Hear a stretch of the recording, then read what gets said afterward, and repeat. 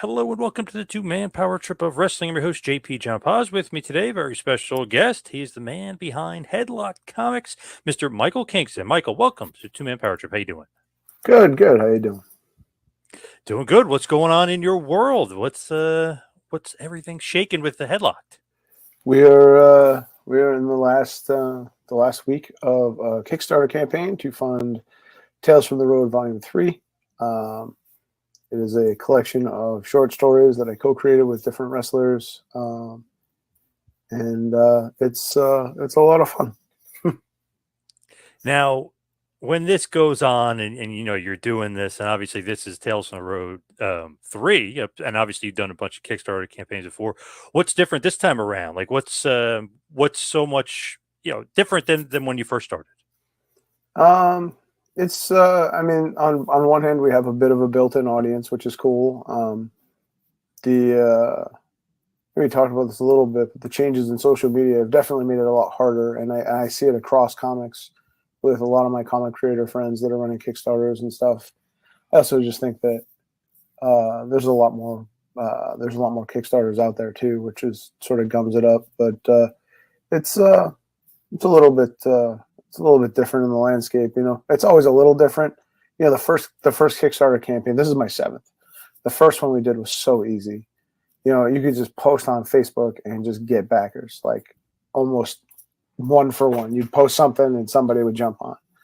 And now every major social media platform throttles words related to crowdfunding, Kickstarter, campaign backers, whatever, and because they want you to buy ads. So, which I kind of understand it, but it's a whole new process. But I mean, I wouldn't buy ads on Twitter just because I don't trust the security of it. It's obviously been falling apart ever since it changed ownership, and so it's tricky. It's tricky because you can see so many people have built followings there that they don't want to give them up, but everybody I feel like kind of sees like it's gotta something different's got to happen.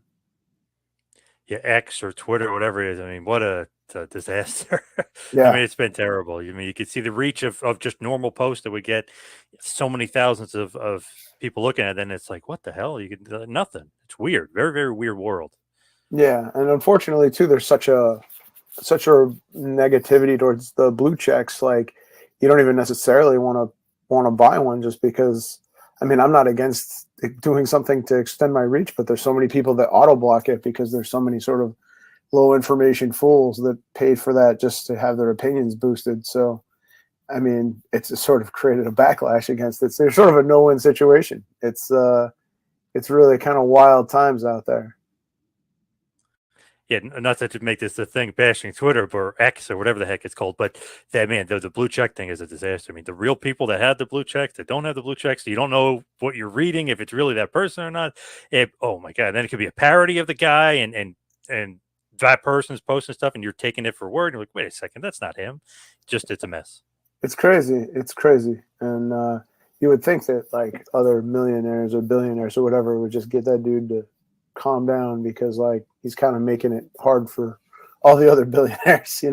Like Yeah, they're for a trying to long post time, on him. right? Like, we had that sort of Iron Man, Batman, like sort of billionaire with a heart of gold kind of thing, saving the world. And I feel like they've really sort of turned the tide on that in the last couple Yeah. of Oh yeah. years. Yeah. No. So you think you'd want to get the heat off everybody by not ruining their little playground, but Yep. Yeah, oh that's well. true. What's different about it this time around as far as some of the wrestlers involved? So I feel like this is one of our strongest lineups, like cover to cover, and I feel like it's also one of our most fun collections. So we have stories that I've co-created with Adam Cole, Jay White, Trinity Fatu, Fandango, Dirty Dango, Will Hobbs, Lita, The Inspiration, and Andrade.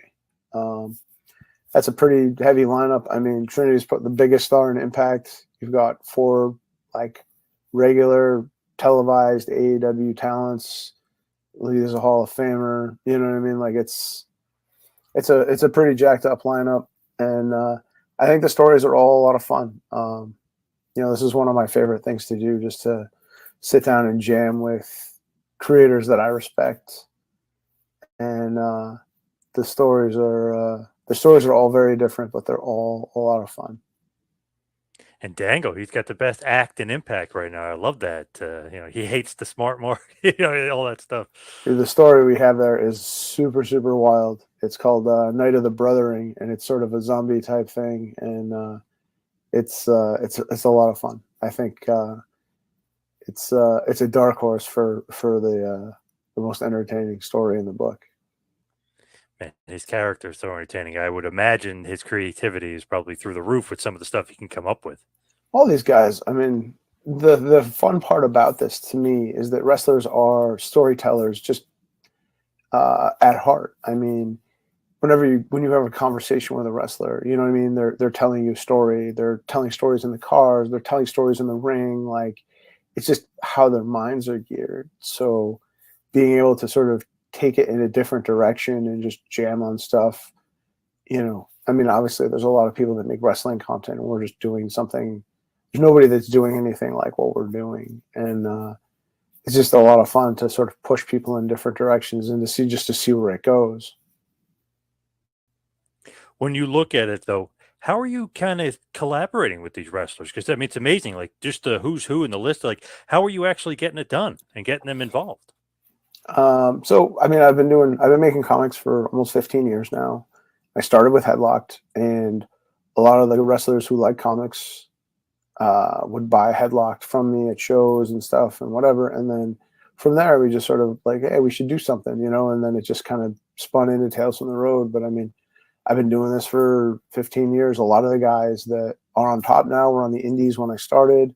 So, I mean, I know almost everybody, but, obviously Jerry Lawler done my covers. So like that gives me a level of, cachet with people when I approach them. I do Comic-Cons with everybody. So, people see the type of experience we bring at Comic-Cons. We have the only wrestling booth at San Diego Comic-Con. I just, over the years, I feel like I've built enough of a reputation with people, and they know what we do and the quality of what we do. One of the more flattering things is when, every once in a while somebody will get released from WWE or whatever and like hit me up almost immediately, like, all right, I want to do one now. It's been I've been waiting. Yeah. And that's cool. Like the story we did with the Inspiration was literally the first thing that they did after leaving WWE. I was the first person that they contacted. So like they were getting their visa sorted out, and like all these people had made pitches to them, and I was the first thing that they said yes to. So that's Awesome. that's super cool and very flattering. And that's it. And sometimes you just, sometimes people have to, some people don't know who I am, you know what I mean? And I, introduce myself or whatever, but I mean, I'm at a point now where like I can go backstage at Raw and hang out and whatever. So I kind of meet everybody that I don't know, or I'm at least 1 degree related, from everybody. Like if I don't know somebody, I know somebody that knows them. So it's pretty easy from awesome. there. Oh. Yeah, that's pretty awesome to be able to do that. Obviously, you got the cachet out the yin yang with some of that stuff, which is great. How is Jerry the King Lawler doing, by the way? I mean, it seems like he's back at it with the Memphis Comic-Con. He's he's getting there. I don't think he's signing anything yet. Or obviously the drawing, unfortunately. But I talk to him like every other week. We have a conversation, and I just talked to him, I think last Tuesday or Wednesday. So he sounds like he's making progress. He goes to therapy. He's getting himself.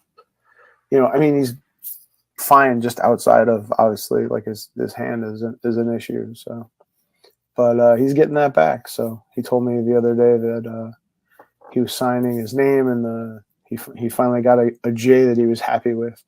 And the problem is with Jerry is he's very particular about his autograph. I used to joke that he had the best autograph in wrestling, and he Yep. takes a lot of pride in it. So I don't think that he's ever it's like Shawn Michaels retiring after WrestleMania type thing. You don't want to come back if you can't give people what they know you for. So he doesn't. I feel like he doesn't want to sign until he gets his signature back.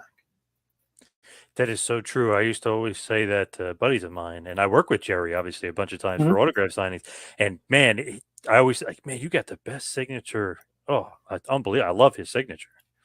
Yeah, Jerry's it's funny. He's a very proud guy. I mean, he takes his artwork very seriously, takes his autographs very seriously. Like he's he's an interesting cat. He's one of my better friends, and he changed the whole direction of my life just by agreeing to be a part of a comic book that I publish out of my bedroom.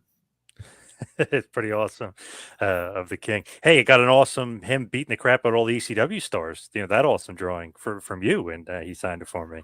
Oh So yeah, that's one of my favorites. I love that. I think it's still, to me, one of the hottest angles ever in the Yeah, I got to hang it right history. here. Right? Yep. I mean, one of the things that I love about Jerry, or that I think is interesting, is that he just,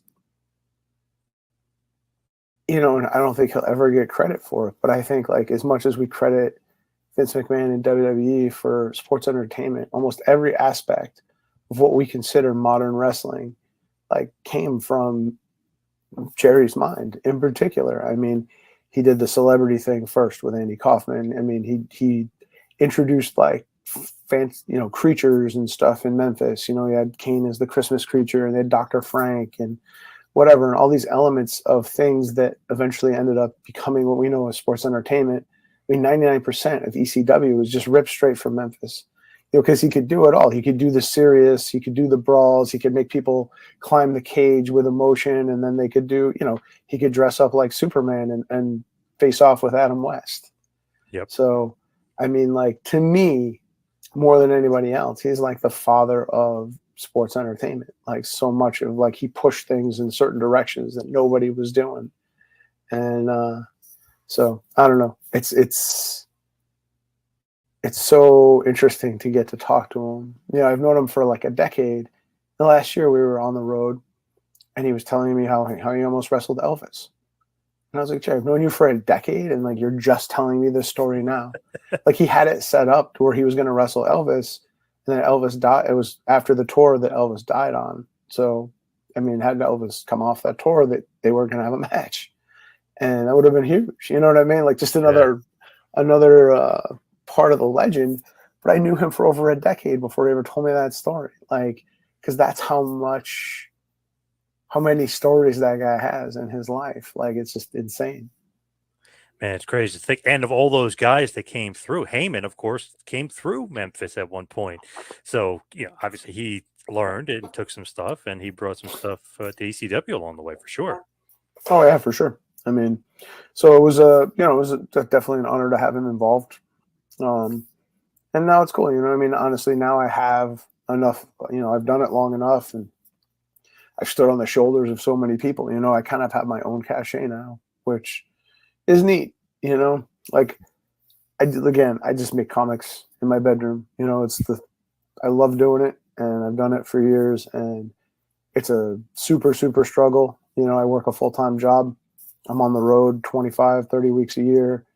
I'm currently in the process of working on 4 different titles, and it's insane. I mean, I don't sleep or whatever, but I also feel like, now I have kind of my own cachet where people know me, and I'm always kind of surprised though when people, like if I'm backstage at Raw, the people who remember me that I've met once or twice or whatever, they're like, "Hey, how you doing? How, your books or whatever." And like, that's always cool to, I'm not I don't have exactly a very memorable face. You know what I mean? There's a lot of pasty bald guys with glasses in wrestling. So, it's cool. It's been, if it all ended tomorrow, this whole thing has exceeded my wildest expectations. Like, I just wanted to make cool wrestling comics.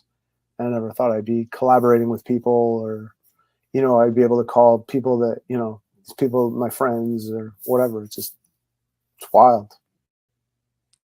pretty cool though. They recognize you, they know you, and like you're obviously the face of Headlock, but you're a wrestling fan, you're a comic book fan, and now you're known from guys of both those worlds, and they recognize you. I mean, that's super cool.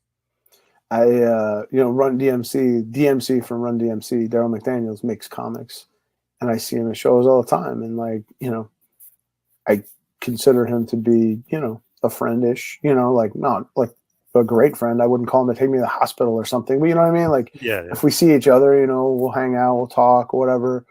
I mean, and that's insane to 8-year-old me that I'm friends with somebody from Run DMC. You know what I mean? Like yep. it's been really, really cool. I've been really, really lucky. I mean, I work my ass off constantly, and whatever it looks like on the front of the camera, it's a white knuckle mess in the when the cameras are off. But like I wouldn't trade it for anything. Yeah, how do you do it? It always seems like you got the hustle, you got the grind, you're always working, you're always at the Comic Cons. How do you do it? I mean, I guess you're not sleeping. Is that right? I don't sleep a whole lot. I mean, I never really have. Always been kind of a night owl, but like, I mean, the sort of short answer is it's the only way it gets done.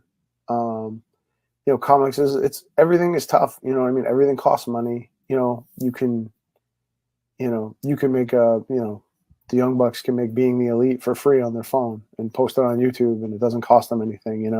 And comics is hand-drawn art. You're paying an artist, you're paying a colorist, you're paying a letterer. I have to pay for my convention space. Sometimes I get brought in as a guest, but sometimes, the bigger shows, my San Diego Comic-Con booth costs $10,000. So you got to have, so I have to work. I work full time. I manage a fleet of truck drivers, and but it's the only way it works. I mean, I never have enough time to do all the things that I want to do, but I get done what I need to get done. And it's, I'd rather do it that way than not do it at all. It is crazy to always see popping up at those Comic Cons. Like, man, this guy, he's everywhere. But that's awesome. I mean, that's a part of the grind and the hustle. And that's kind of why Headlocked has been as successful as it's been. You've been everywhere. I just did 4 shows in a row. I just came home from Utah this last night. And I was in Baltimore. I was in Austin. I was in Rochester, New York. And it's a weird life, like you say. I was sitting at a table with Christopher Lloyd from Back to the Future and Jared Padalecki from Supernatural and Scott Steiner, who was at the show with me. And you're just Tom Welling. Like you're just sitting around all these famous people or whatever, and then, I go home and one of my drivers will tell me to go pound salt or something. So keeps you humble, I guess. I love it. That's like the ultimate thing. It's like I'm just hanging out with Dr. Emmett Brown and Big Papa Pump, and then it's like got some asshole yelling at me about something. Yeah, right. It's crazy. It is a very. There's just a lot of times where. And I try never to lose sight of it. I've been doing it for a long time, and I think it's easy sometimes to get jaded. But like, I never try to lose sight of the fact that, like, I've gotten to be places.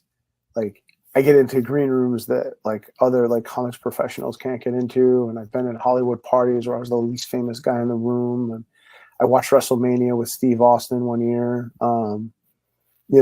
Ric Flair bought me a super expensive shot on my birthday. Like, you just try not to lose sight of those things, Like, I've been to enough shows now where like super famous people like know who I am. Not that, like they don't necessarily care about Headlock per se, but you know what I mean? Like, I've done enough shows that to them I register as somebody who matters, I guess, to them in their orbit. And that's wild. That's just, especially because I don't even exist in comics. I don't sell my books in comic stores. Like, I just, I go to conventions, but like, as far as the apparatus goes, like, I don't use any of that. Like, no one's ever done what we've done. And it's cool to think about that in a way, you know what I mean? And I like to do panels where I impart some of my knowledge and some of my, I try to inspire like the next generation of, people who are like me that just had sort of a dream and didn't know how to get to it. So it's been fun. With that, like, do you always have a wrestler with you or wrestlers with you at the conventions? No, sometimes I do. Like Scott came with me to Utah. I did Baltimore by myself. I did Rochester by myself. I did Austin by myself. But like I have New York in a couple weeks, and I'll have McFoley there, and I believe Hobbs is coming for a couple days. Still trying to get my schedule together, but unfortunately, these Kickstarters are just an enormous time, a time, issue, and then just to give you a little glimpse of what goes on in my life, but like my job has been crazy. I've been super short staffed with drivers, so I spend half of my night trying to get runs covered. And then my dog is older and in not great health, so I sort of have to deal with that too because he's like my best friend. I've known him. He's 15 years old, and I've spent more time with him than any other creature on this planet in those 15 years. So, I mean, you deal with all of that at the same time, and it's a lot all the time. I hit deadlines, and I have a script that I started writing for an action figure tie-in that's now at a movie studio, and it's really cool. But you know what I mean? Like it was a sort of a thing I did I did it and I thought I was done, and then it just turned into this thing, and it's great that it turned into this thing. But then it's another thing on the pile.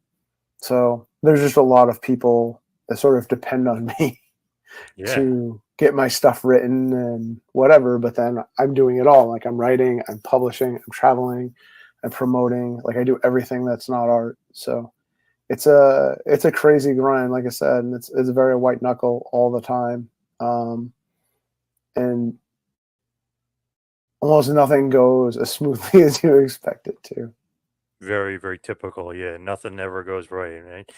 When you look at getting the wrestlers, is it easy for you to get the wrestlers like now? Especially like, hey, they know who you are. So is it easier to get them to do the conventions with you? Yes and no. Um, I also think, to a certain extent, I think the formation of AEW and the amount of money that they've pumped into the industry sort of makes things harder. And it's good for the boys. I mean, it's good that everybody's making money. You know what I mean? But Yep. it's also trickier now for me as an independent.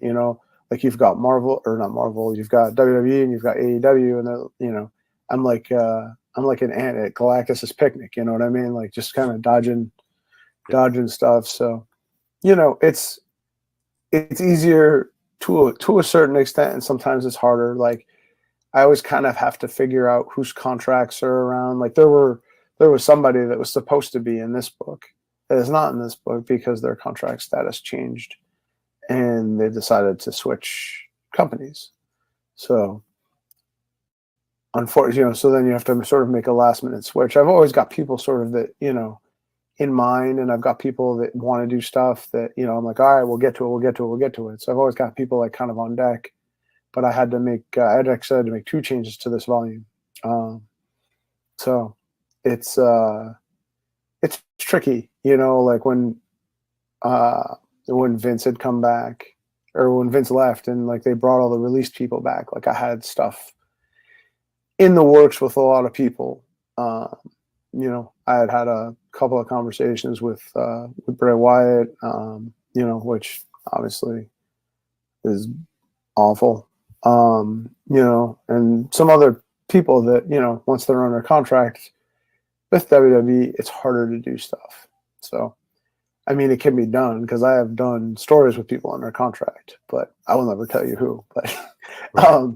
but I have done stories with people while they were under contract. So, but I'm not here to mess up anybody's money either. You know what I mean? Like Yes. I'm not gonna. Some people just don't care. They're just like, yeah, whatever, let's do it. And then some people are like, well, let's wait. So, and that's fine. But I'm always sort of, you know, everything sort of changes now. So that sort of affects my life where it used to just be like I could use anybody that wasn't in WWE. And now, like, if somebody's negotiating a contract, they might not want to have, they want a clean side on their end. So they want to wait till later or something. So it's it's a lot more complicated than it used to be, but it's still obviously, I mean, I've got enough people right now to fill volume 4. So, and probably most of 5. So Wow. it's not too bad. Well, you got guys come out of the woodwork here working with you. That's awesome. And then I'm starting to expand. I think I have a reasonably famous celebrity who has tentatively agreed to do stuff that is tied into wrestling.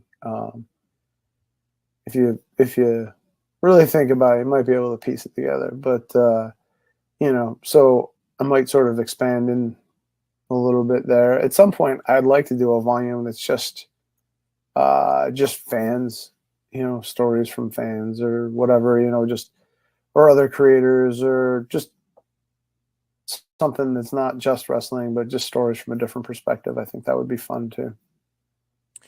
Is there a guy or female that you love working with like the most? Obviously outside of Jerry the King Lawler, of course, but is there somebody, Samoa Joe, or somebody that you really enjoyed working with the most? That's a tough one. I mean, honestly, some of the some of the people I just had super super chemistry with. AJ Styles was so easy to work with. We did a story for the WWE comic and we did a story for Headlocked. He's so easy. Like I was friends with Daniels and Kazarian before I met him, and then I met him in an indie show, and I think we were friends in like 20 minutes. And he's just such a easy guy to know. Joe was like that. Helms, Hurricane Helms, super super easy. So John Morrison, super creative, super fun to talk to. Like we'll do cons together and just riff back and forth on ideas and stuff. So there's definitely a couple people that I feel like I really really vibe with. So As we hit the wind down here, we're head towards the finish. Give us a big push for Headlock Tales from the Road Volume 3 as far as getting people involved and where they can get it and why they should be involved. So for us, the Kickstarter is the best thing, the best way to support us. It gets the books made, it gets everybody paid. And I just say think of it like a pre-order, but we have 5 covers for this. We have the main sort of Rockwell cover that we do, and then we have an Adam Cole cover, a Jay White cover, a Trinity Fatu cover, and a Will Hobbs cover. And those are only available through the campaign. So for the last campaign, we had one for Danhausen that we used to raise money when he broke his leg. And like you can't find that on the internet for probably less than $100 if you can find it at all. So they're super limited. We only make them for the campaign. So like obviously I'm sure Adam Cole has more than 300 fans. So I mean, if we have a cover that's limited to 300 people or limited to 300, it's going to be super collectible. The same with, I mean, I don't think it takes a genius to realize that at some point in the near future, Will Hobbs is going to be probably 10 times. I mean, yeah, I don't even think he scratched the surface of what he can be yet. Agreed. Jay White is, I mean, on fire right now.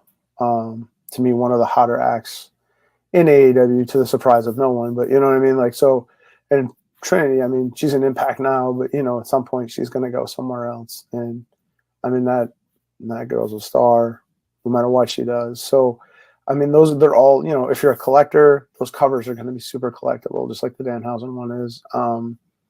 But I also think, like I said, the stories are super fun. Our Jay White story is essentially what if Willy Wonka was a wrestling school and not a chocolate factory. Lita's story is sort of, she's like a lucha detective with her dog. She brings her dog to every show. And so I worked her actual dog into the story. We did a story with the inspiration that deals with sort of dysmorphia and wrestling and body image stuff. But we sort of wrapped it around like a Nightmare on Elm Street type thing. And Andrade is like, basically, he grew up in a family of wrestlers. And at some point, right, like you don't know that your family are wrestlers. And what is that like?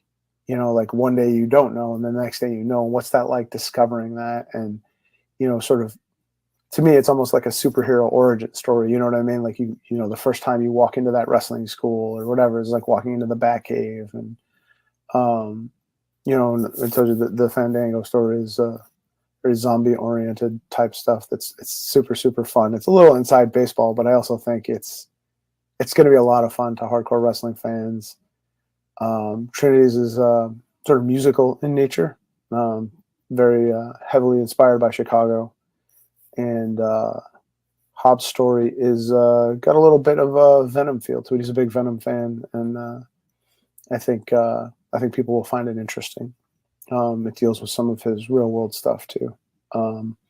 So it's to me, it's one of the strongest collections I think we have. Oh, and the Adam Cole story is video game centric, as people would probably figure out. So it's sort of a unofficial sequel to the story we did with Kenny Omega in Kickstarter, the bonus story we did for the Volume 4 of Headlocked Kickstarter. So it's a good collection, and I think everybody will enjoy them. I think all the wrestlers, were proud of the work that they did, and what we put together.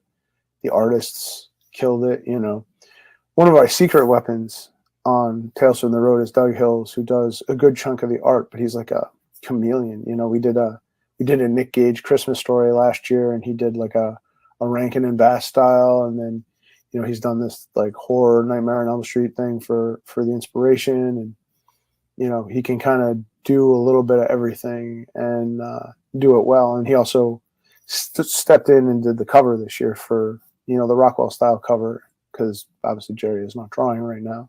So he's been really kind of my secret weapon. And it's funny because he designed shirts for WWE too. So he just had a bunch of his shirts show up at Hot Topic, which is nice, for him. That's cool. But yeah, I mean,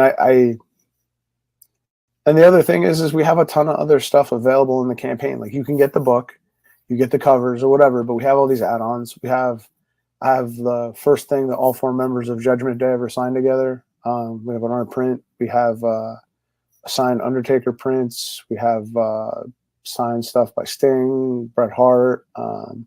We have variant covers. You can get almost everything we've ever done. It's completely customizable to whatever your interest level, wallet level can handle. So there's really no reason not to get involved.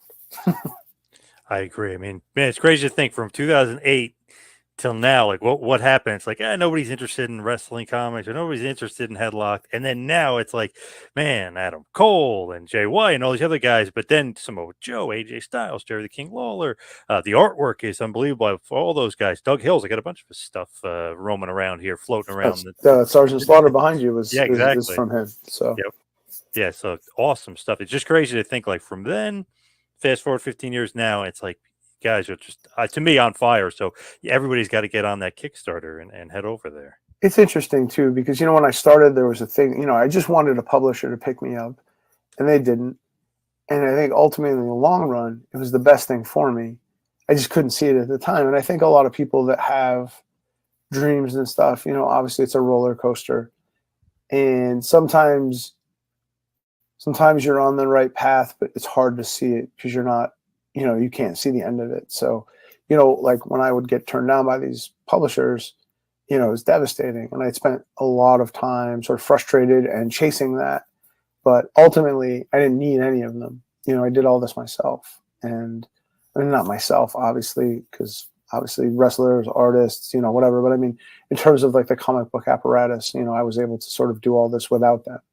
And I thought that I needed them. And it's never been easier for people to sort of make their own stuff and put it out into the world. It's just chasing your audience is the hardest part now. But I always want people to I always kind of want people to be able to see me and see, like, yeah, you know what, I could do that thing, because you can, and I mean, everybody has that voice telling you can't do shit, but you can, and you can be your own. You don't need somebody to come save you. You can save yourself.